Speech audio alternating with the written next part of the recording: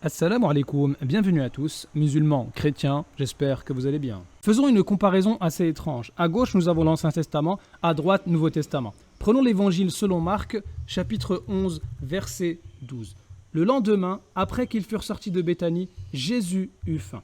Donc selon la Bible, Jésus connaît la faim, F-A-I-M. Maintenant, regardons dans l'Ancien Testament, livre des Psaumes, chapitre 50, verset 12, il est dit « Si j'avais faim, je ne te le dirais pas, car le monde est à moi et tout ce qu'il renferme. Est-ce que je mange la chair des taureaux? Est-ce que je bois le sang des boucs ?» Donc ici, on a une vraie contradiction pour les chrétiens qui disent que Jésus, c'est Dieu. À droite, Jésus, il connaît la faim. À gauche, l'Éternel, il n'a pas faim, il ne mange pas, tout lui appartient déjà. Bien sûr, les chrétiens, ils vont nous dire que Jésus, quand il a faim, il a feinté. Il a fait semblant, c'est l'incarnation, la kénose et ainsi de suite.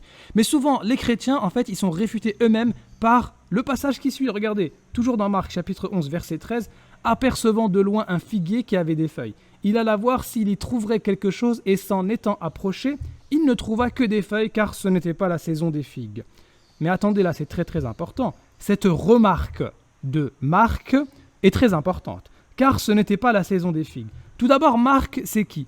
C'est même pas un disciple de Jésus, selon les pères de l'Église, ce serait un disciple d'un disciple de Jésus, et il connaîtrait mieux la saison des figues que Jésus, qui serait le créateur des figues selon les chrétiens.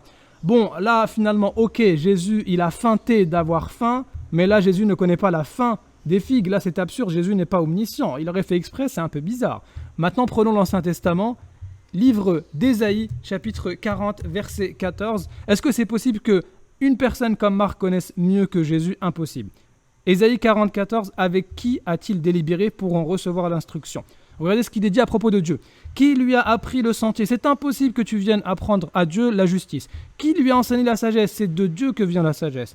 Et fait connaître le chemin de l'intelligence.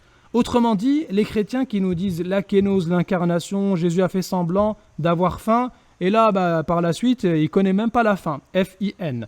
Donc là, c'est une totale contradiction. Et en fait, Jésus, il ignore la fin du figuier, mais il ignore aussi d'autres choses. Toujours dans Marc, chapitre 13, verset 32, il est dit « Pour ce qui est du jour et de l'heure, personne ne le sait, ni les anges dans le ciel, ni le Fils, mais le Père seul. » Autrement dit, Jésus, qui serait le créateur de l'univers, selon les chrétiens, il a oublié c'est quand la fin de l'univers. Tout ça, c'est totalement absurde. Toujours dans Ésaïe à gauche, Ésaïe 41, 23, il est dit « Dites ce qui arrivera plus tard pour que nous sachions si vous êtes des dieux. » Autrement dit, un des critères pour savoir qui est l'Éternel, c'est l'omniscience.